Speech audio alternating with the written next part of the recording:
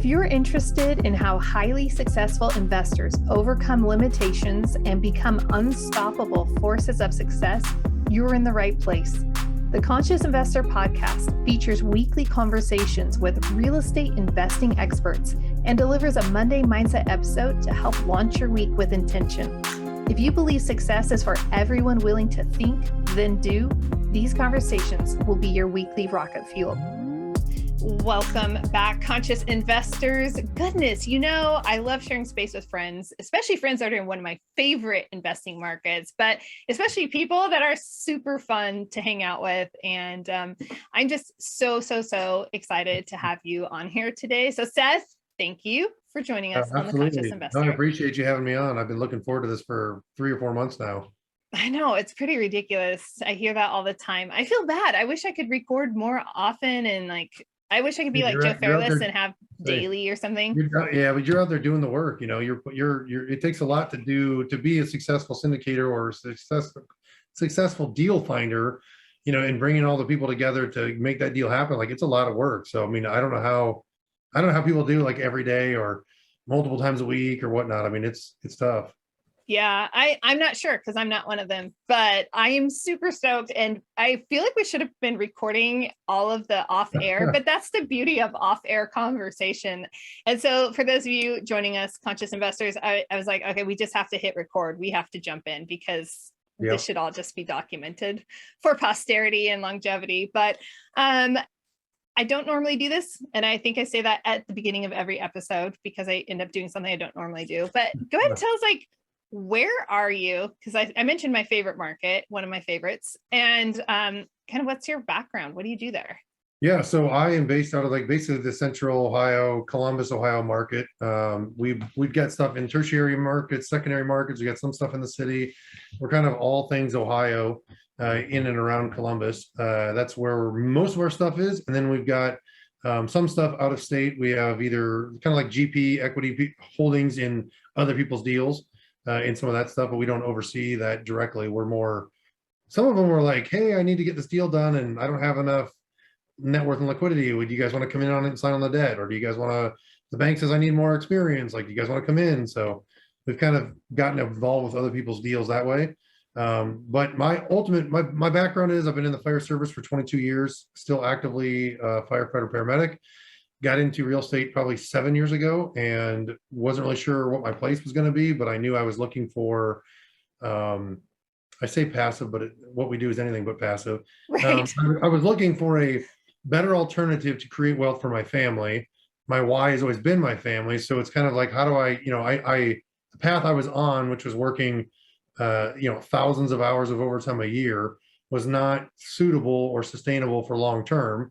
And so I got into real estate kind of hoping that would kind of take me to the next level or eliminate the need to work overtime. And what I ended up finding was like something else that I love just as much. And it's gone very well. We've grown a really, strong, awesome business. And, that's it. We're just doing great. Yeah, you guys are absolutely crushing it. And so I'm going to back up and I'm going to throw this in there. And that is that.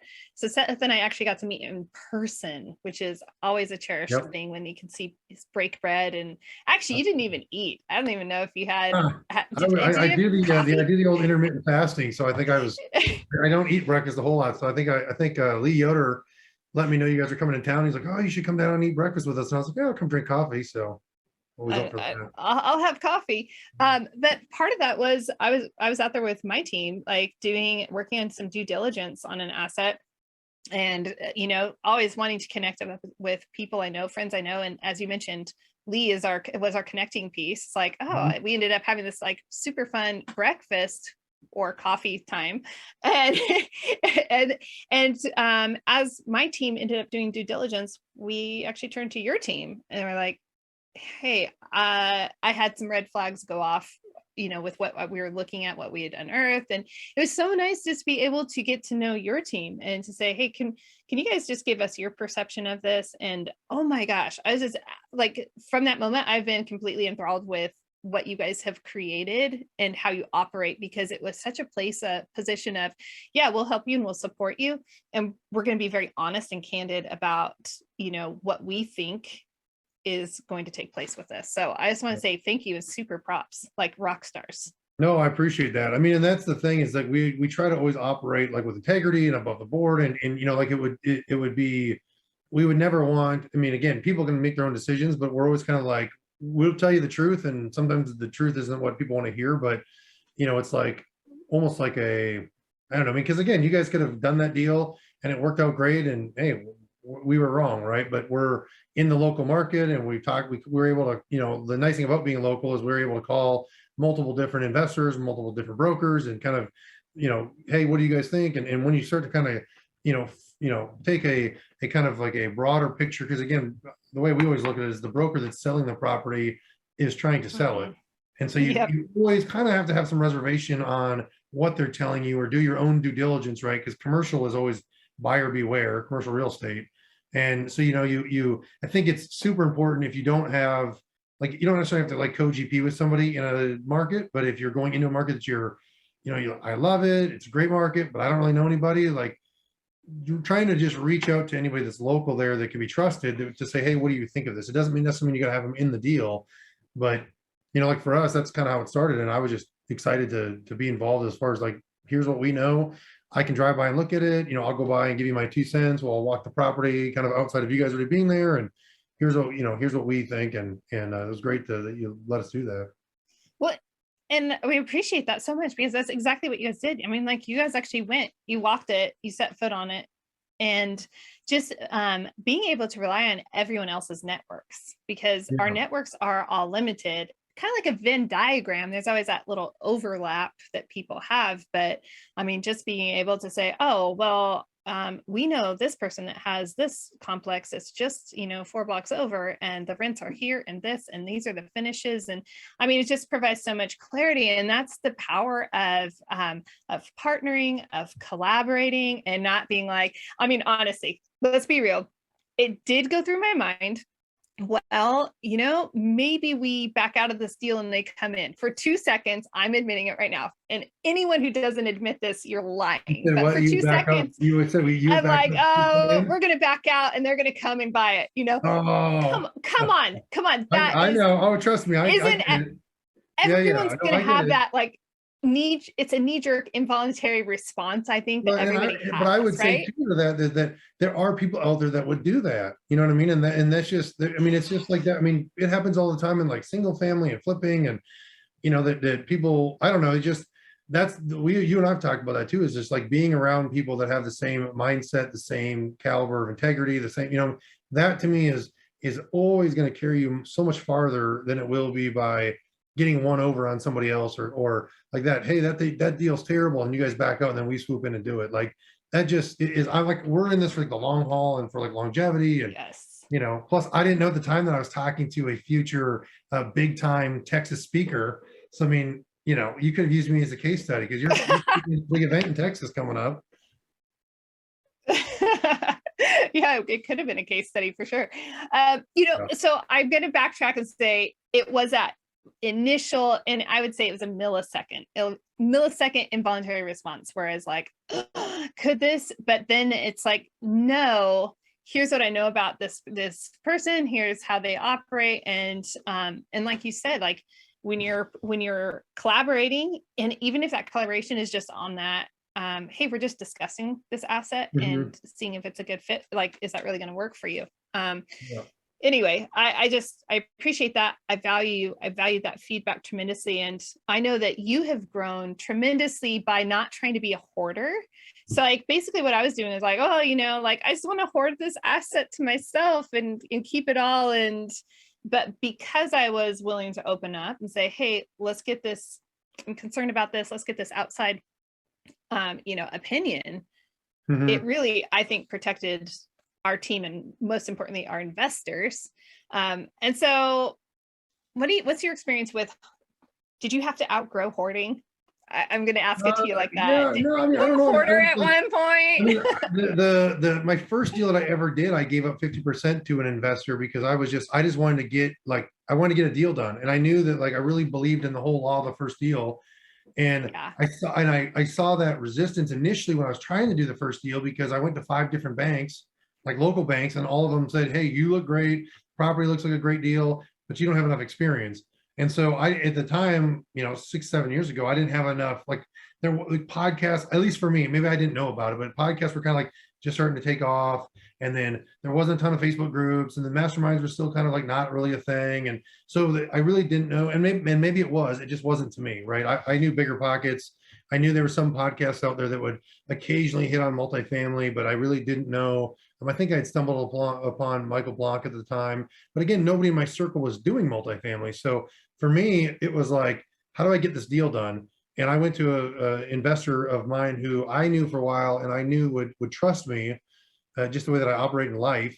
And he was able to, we were able to pool our money together and buy this 50 unit. And, so even back then I was like, how do I get this deal done? Because I knew if I could get that deal done and it was successful, it would lead to the next deal, or lead to more deals. And that's really how it's become, is like every deal I've done either has, like, there's like if I could get a whiteboard out and draw you like, hey, here was my start and here we are today, I can draw you like a whole path of like how different relationships have been key factors in me growing the way that we have. Even like Tate Seamer and Greenline Equity are good friends of mine. They're out in the Salt Lake area. He was trying to get into the Columbus market, and they brought us into a deal they were doing. And then while we were trying to underwrite and do that deal, another one popped up. And so then it was like, hey, let's tackle this one together. And so like we have those two deals still active, which have contributed to our growth. So like I said, I think that it's like, I think I told you guys that too, is like you guys trying to break into Columbus. It's like, it's a great opportunity for you guys. Like maybe the first deal you have to partner with some of your, give a little bit of it away, but then, even we didn't do that deal, right? But we were able to build a great relationship. So if we find something out here where we're like, hey, this is too big for us alone, I'm going to call you. And then not only are you going to get be involved in it, so is your team and your investors. So, I mean, it's all, I don't know, it's really interesting. Like I said, I think if you hoard, it just is really, it really diminishes your ability to scale. I'm just high-fiving on all of that. And it's so much more fun to partner and collaborate. Yes. And I like to enjoy what I do. It's the depth of, I find being able to step beyond and expand my own thinking, knowledge, understanding on an asset, on how to position it, on, all the different opportunities. I mean, you guys are stepping into, and I don't know, can you talk about your current projects on the table? Yeah, so when we have our portfolio we have now, though, I think the biggest one we're doing is a development project. We've got 146 acres that we're going to do. 105 of it's going to be single family land development, and then we're going to sell that off to, we're basically entitling the whole property. So that means roads, streets, sewers, water, water lines, sewer lines, all that stuff, the whole engineering piece of it. And then we're going to sell off the single family part to the, local developers that we know. And then because of that, we're going to build 200 apartments on the same site, and then 200 condos. And then because we're doing that one, we just put into contract today 17 more acres that are already within that's like a mile east of where we're already doing it. And so, I mean, it just has kind of led to something else. And then I'm underwriting a 40 unit right now that's got brought to us. It was off market through a relationship here locally. And so, yeah, we're all the above on continuing to grow. It's absolutely amazing. And when I think about perspective and being able to kind of exhaust all the great potential in any given opportunity, I feel like on the development side, what you guys are tackling is absolutely significant, just with partnering with the local municipalities so that you can have the best structures possible. And that's where I think sometimes people get lost, where they don't exhaust all those measures, or they don't have the relationships, they don't take that initiative to really push through and say, hey, how can we work together? Yeah. And I would say, like, just from my experience with city government over my career, because not only have I been a fireman, but I've done fire inspections, I've done building inspections, super familiar with the Ohio Fire Code and building code. And I think that a lot of investors, they want to do, like, they almost look at local government as a hindrance. And a lot of times I see that when we're underwriting deals, and they're like, oh, we want to do a drop and swap, and we want to try to like hide the sales, we don't have to pay the taxes. And there's just, and not that it's or like they really don't like it if you get told that you got to pull permits for everything. Like in Columbus, you have to pull permit for a water tank, or you got to pull permit for this or permit for that. And so they just, it's a nuisance. But if you can really like partner with the municipality and say, look, what, like that's what we did with this, is like, what do you want to have built there? Like, what do you see as like the biggest fit? And sometimes they can be like the biggest resource to understand really like what is the needs of the community, because that's really what's going to sell the house or get the condo rented or get the apartment building rented. And I know that like larger developers, like that's what they do, right? They look at all kinds of, they're very data driven. But we had a big deal we tried to get with it was in Dublin, Ohio last year. We offered 52 million, 305 units, like amazing opportunity. We lost to an equity group, but what we learned through the brokers was that equity group, before they even had the deal, like they knew they were going to squish us like little bugs, right? They were cash and like every equity group out yeah, there. I mean, 3 million over what made sense. But what they did was they sent somebody before the ink was even dry on the contract to negotiate the taxes with the local school board and the local municipalities. Like they didn't hide the fact that they were buying it. They were just like, if let's just negotiate this right now. Hey, we're going to give you the money that you deserve, but here, let's space it out over this many years versus, we try to do a drop and swap and kind of hide the fact that we bought this, and then you just come back and nail us, and then it's retroactive. And in Franklin County, like in the Columbus area, is not. I mean, they have like teams of people that do nothing but search out these transactions. So you're going to get nailed. If you buy in Columbus, you might be good for like a year or two, but it's always when they find out, it's retroactive to the date of transference. So I mean, it could be you, it could be the next guy that buys it from you. Like they'll take it back. It's not like just tied to the buyer. So I mean, it can really become a big problem.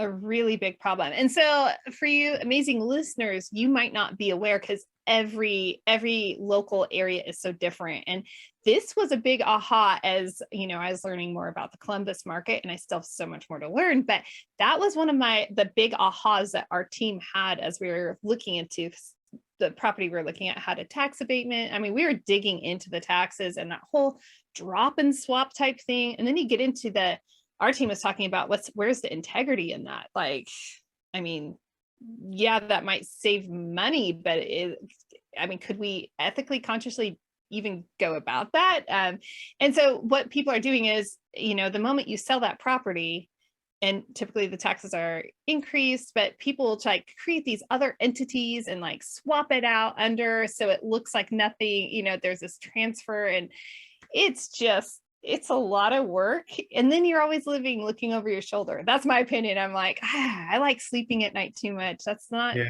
And that's really the thing. I think too, is that like if you're an investor and you get presented with a deal, that's the one thing that you always should look at is, have they underwrote the full tax assessment in their underwriting? Because if you're buying a deal based on a drop and swap or not to the full like purchase price amount, it really can become a train wreck later when that does happen. And what they whatever they were promised you as an investor, all of a sudden you're not getting any kind of prep because they did it wrong, or they thought they were going to get away with it and then they don't. I mean, again, drop and swaps are standard in commercial real estate. I mean, it happens all the time, but that's the thing that people, I've backed out of deals that other people had brought to us and said, hey, do you want to be involved? And then when we look over their underwriting, we're like, well, why didn't you underwrite to the full tax value? And they're like, well, the deal doesn't work if we do that. Well, then the deal doesn't work. Then it doesn't work. Yeah, I mean, you have to have that in there that, hey, this is the potential for it to go to that is likely. And if it doesn't work at that tax value, it doesn't work. Yeah. Yeah. And if it doesn't work, it just doesn't work. I always say there's always another deal. I mean, if you might need to be patient, but there's always another deal, but the right deal at the right time, in the right way, right people, everything, it has to be aligned. As you mentioned, like who ultimately draws a short end of the stick is, besides everybody, but the investors who put in their trust. I mean, they are trusting that you're going to operate in, through integrity and in their best interest, and getting great returns is in their best interest. But if those returns are not based on substance, or could potentially be completely annihilated because of, one element, oh goodness. Yeah. And then that's how other operators, they get themselves in trouble, because they're like, oh, well, I think sometimes people are so they want the deal to work so much, or they want to get into this, a specific market so bad that they will kind of, it's like you're so close to the forest that you can't see the trees, if that makes Yeah.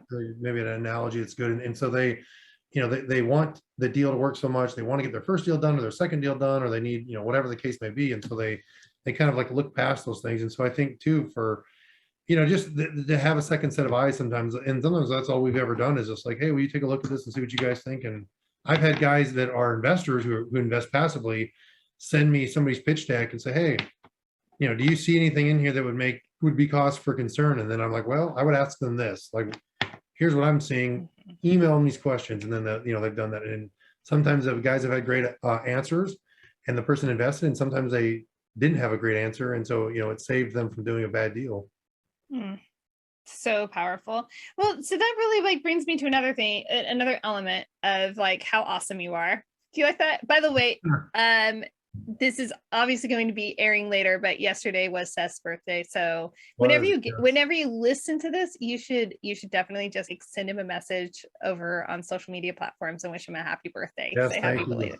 Thank you. But one thing that you're talking about, and that the heartbeat of what you're talking about, is really community and serving people and helping people. And really that's the essence of what we've been talking about, is like the team you work with and how you as a person operate is very much service oriented. Geez, I mean, like even being in the fire service, field, I mean, like it's all from a position of how can I support and serve.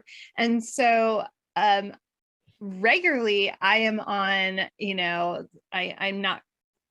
all know I'm regularly on social media platforms, and I'll be over there working, and next thing you know, something pops up. Oh, Seth Teagle is live. Seth Teagle is live. I'm like, oh my gosh, Seth, how are you omnipresent? You're live like all the time. No, but I mean, you're constantly contributing. So just so you know, I do see that, and I'm like, gosh, I wish I could break my workflow and go. Yeah, no, I I'll do that soon. And that's, well, I would see that there again is that, like, that's new for me, because I mean, as of like January of last year, I'd never done a podcast. It's interesting because I had a very limiting belief that like what we were doing wasn't like cool enough or great enough or whatever to even like be able to putting it out there for. You're not cool enough. I love it. You know what I mean? I don't know what the right terminology. I know, because we're driven, and so we think like, oh my gosh, well, I mean, I love what I'm doing, but I have so much more I want to give and do, and these people, look at them. Right. Yeah. And so that's just it. Like, in the great grand scheme of things, like I'm a little fish, you're a little fish compared to some of these other people. Oh, I'm a little minnow. But I just hatched compared. But that's just it. Is I went, I was actually, so Tim Bratz is a good friend of mine. I'm in his mastermind, Legacy Family. And we were in Texas last year, and they had I can't remember who it was, but they had somebody that was there talking, and they just talked about how there's so many people in the room that were like, they didn't feel like they had a great story. And he was like, look, there's always going to be people ahead of you on the ladder that you're always like looking up at, and you're like, hey, like I'm not as good as those people. But if you turn around and see the thousands of people that are behind you or below, somebody that was where I was 2 years ago, 3 years ago, 5 years ago, 7 years ago, when I was listening to Bigger Pockets and like just trying to figure out how do I even get into this real estate thing, and what the heck is a single family home, like what's the house flipping, like how do you do all that, like that's really for me is like what real estate has done and how it's changed my life. I feel almost like it's selfish for me not to share it.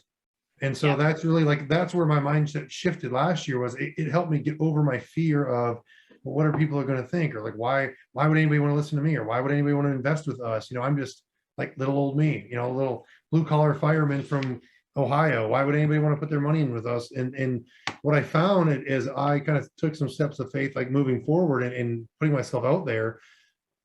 Just the floodgates opened of people being like, man, like I can really identify with that story, or your story is great. Like what you guys are doing is awesome. Like, thank you so much. Like it's really helped me. And it really made me think too, like, man, like what, like it was such like, it was in my head, because when I was trying to get into real estate, I listened to all kinds of podcasts, and I watched all kinds of YouTube videos and all this stuff. And I was like, I always thought like, man, like that guy's done like 6 deals. Like, how did he even get into that? And like, and so it's very interesting. Like it's how we kind of like really limit ourselves by just allowing our own thinking to govern what we're doing. And that's something that, like I said, I've tried to work on even this year, like you said, doing lives.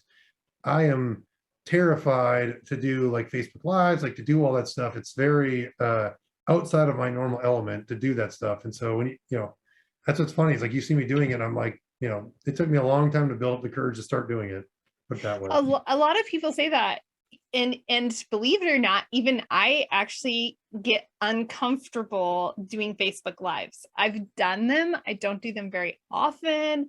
I need to do them more. But it is uncomfortable. And I'm not sure why, but pushing beyond that comfort is, I don't know, I find it very rewarding. Yeah. So what is, like, that's a lot of personal development. How did you find the courage to even go into that direction and kind of make yourself more prominent and present out there?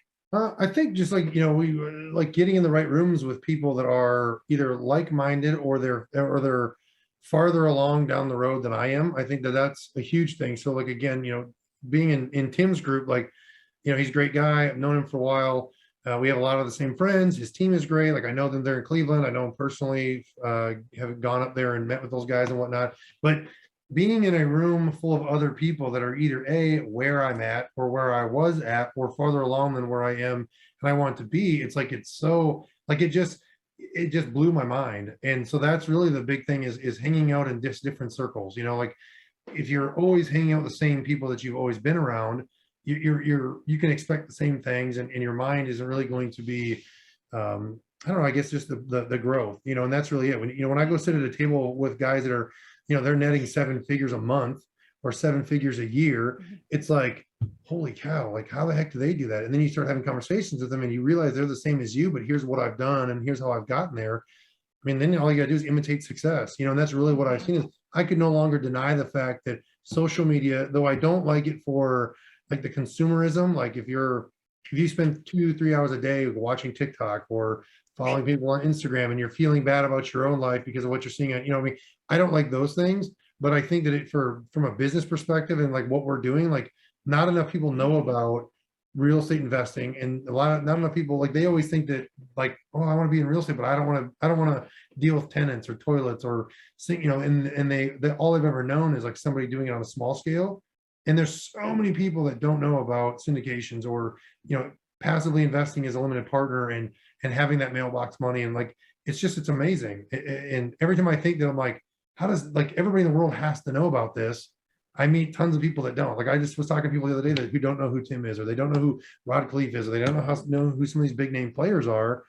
It is, you know, I'm like, how do you not know that? But you know, it's like in my world now, it's like that's every day.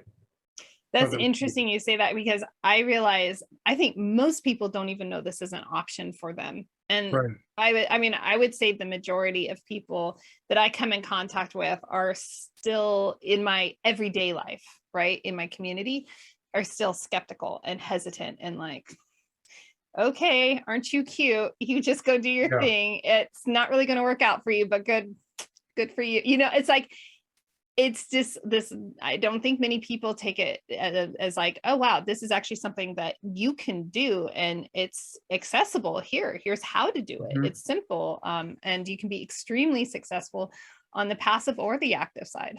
Mhm. Yeah, and that's why, like I said, I started putting out these like Facebook Lives or doing these like right now, like in our we created the Facebook group, Fireproof Your I can't get it out. Fireproof Your Finances with Multifamily. And we did that because it was initially was to try to like talk to other firemen and other military and first responders, and now it's, I mean, we're not huge, right? We're over like 600, but I always feel like quality is better than quantity. So maybe someday That's we'll be at right. 10,000 people, right? But I feel like I have a more direct impact on people when I have it, you know, when it's a little bit smaller. But Yeah. it was just like that, right? Where it's trying to educate people that are close friends and family. Like here's the opportunity, and it's not like me having to have individual conversations with people, is that they can see that I'm going live. They can zoom, they can dial in if they want to. They can listen to it, and Mhm. you know, I mean, maybe for 6 months they hear us talking about stuff, and then maybe that seventh month they're like, hey, like this, maybe I should reach out. Like maybe this is, you know, I built up enough of a, you know, they've been able to hear enough about it. Yeah. So, you know, like I said, I don't know. It's just a tool to do stuff and to get the word out there and to build credibility with, you know, other people that are out there listening. I love it. I love what you're doing. I think the group is fantastic. I've been in there, and I mean, it's a join. You have to join. You don't just get to go and cruise from the public view. You have to actually Right. be committed And and part of go it and that way too, join. right? Because there's so many like public groups out there. And again, I just feel like you get all the Right. spammers. Like that's really why we did Yeah. it, because then we get to filter who gets in the group, right? Because we don't want to, I don't want a group where there's, just random people in it. And then they're Mhm. hitting up people that are in there, or they're like I said, we're real strict on like the stuff that people can, like for you, if you're in it and you're like, hey, I want to post like valuable content that gives to the other people in the group. I'm like, do it all day long. I would love that. What we don't want is people that are like, there's 1,000 other groups you can advertise your deals in. There's 1,000 other groups that you can kind of, I wouldn't say spam, but you know what I mean, where you can kind of like you're selling a book and you're like, hey, I want to, I want to get into my group and I want to post this thing. Like, we don't want any of that, because it's like, that's not what it's for. I do want people that are in the group to provide value and provide valuable content for other people in there, because there's a big mix. There's like big players in there that are multifamily that don't ever say anything, but there's a lot of people that are like just learning. So it's just a great, I don't know. That was the goal of it anyways, when we started it. Well, fantastic group. So everyone who's listening that feels like that would be in alignment with you, because you don't want to just go to group just to be in a group, but like for sure, I think you need to go to that group.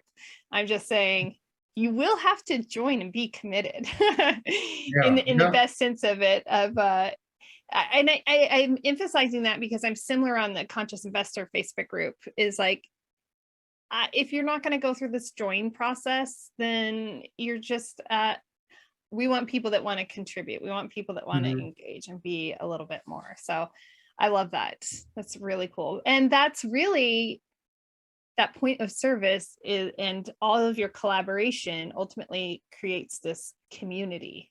And that's extraordinary. It's an extraordinary little funnel, if you will. Yeah, yeah. I mean, like I said, it's the only way that we knew to kind of like be able to put out our message, because I mean, this, there's so much like white noise, and so many much like, how do you really, that was part of the reason why I didn't put out content for a long time, because I was like, man, most of these people that are putting this stuff out, like they've never operated in an apartment building, but yet here they are talking about it, and like they really have no idea what they're doing. And the deal goes bad, they don't know what to do in order to like fix it, or like they won't recognize it, or whatever. And so it Mhm. was like the only way to really combat the bad stuff out there is to start putting out more good stuff, and kind of creating the referral where, like I said, if somebody that they don't know what else to do, maybe they'll see a Facebook Live that we do, or maybe one of their friends does. And so I've had people from high school that I haven't talked to in 20 years reach out to me and say, hey, I want to learn more about what you're doing, or I want to, I've always wanted to get into real estate, but had I not put this stuff out on social media, they never would have known, because I haven't gone to I mean, I've never gone to like a reunion or whatnot. But even then, I don't really feel comfortable like talking about it. Like that's not I'm not there to like Yeah. sell you on me or real estate or whatnot. And that's the thing that like I'm not like a multi-level marketer, like people that are, selling stuff to people that don't want to hear it. That drives me crazy. So Oh my gosh, people mistake my enthusiasm for sales all the time. I'm like, well, I'm not. They're like, you're trying to sell. I mean, it could be like, I'm trying to sell you on dulce de leche ice cream. It's like one of the best pistachio is arguably the best flavor. But it's like, I'm so enthusiastic about something that people are yeah. like, cool your jets. I'm like, what? I'm just excited. I love what I do. By the way, that concept, this book right here, To Sell is Human. I seem to always have book references by Daniel Pink. My book club is currently reading that.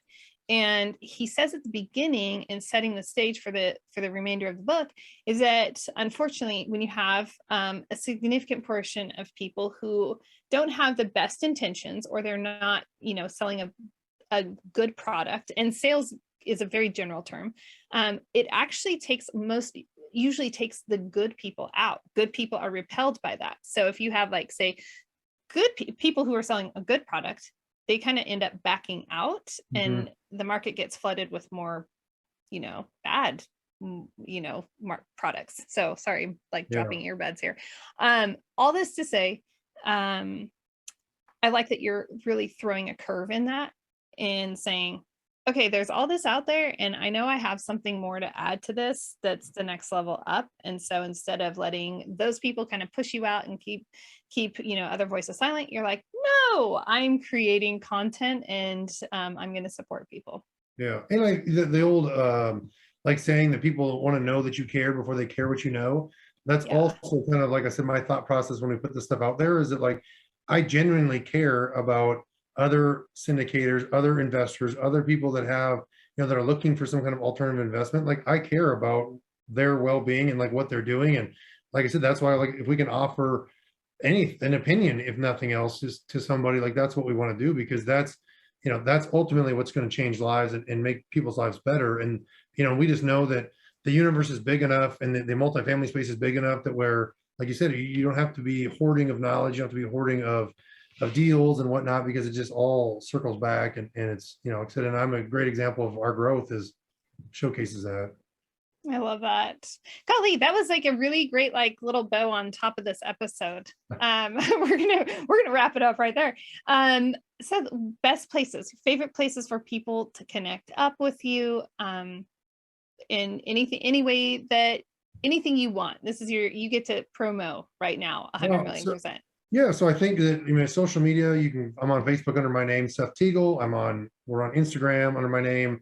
I'm on LinkedIn. I think I'm on TikTok now, which is shocking. I'm still trying to figure that out. And then, I think like our website is great, www.thestreamgroups.com, which is our investing kind of like arm of what we do. And then we have obviously the Fireproof Your Finances with Multifamily Facebook group, so people can join that. And then they'll have direct access to me that way. And like I said, that's really it. They're the best. Okay, and there's actually more to come. So you want to make sure that you are following along, because they're creating all sorts of amazing things and constantly adapting. And so if you're on YouTube and you're watching the video, you're going to see a little, emblem, a little logo on Seth's shirt. And so I'm going to challenge everyone to make sure you follow, see what Seth is up to, and watch everything evolve and be part of it, participate in it, because he's a great guy with a solid team and creating a really strong community. Yeah, so, thank you very much. Yes, absolutely. Anybody can look me up. I'd love to chat. Definitely. Seth, thank you so much for joining us on this episode. And to you amazing conscious investors, remember, investing, adventure. Let's go to adventure. Adventure belongs out in the nature, out on the trails, not inside of our investing. So let's make sure we keep our investing nice and clean and tidy, and the adventure can be part of life, not part of our investing. Because do you like to do that? I don't want the adventures in my investing. No. Yeah, less risk is better, or educated, like what do you want to say, like calculated risk. Yes. Okay. Yes, exactly. All right. Until next time, live big, love bigger. Overwhelmed by apartment syndication but want to learn more? Let me help you press the easy button. Head over to 3keysinvestments.com and download Syndication Made Simple. I explain simply how the process works, who's involved, and how you can get started today. You're smart, and with this simple guide, you'll be able to understand the process. Head over to 3keysinvestments.com and download Syndication Made Simple.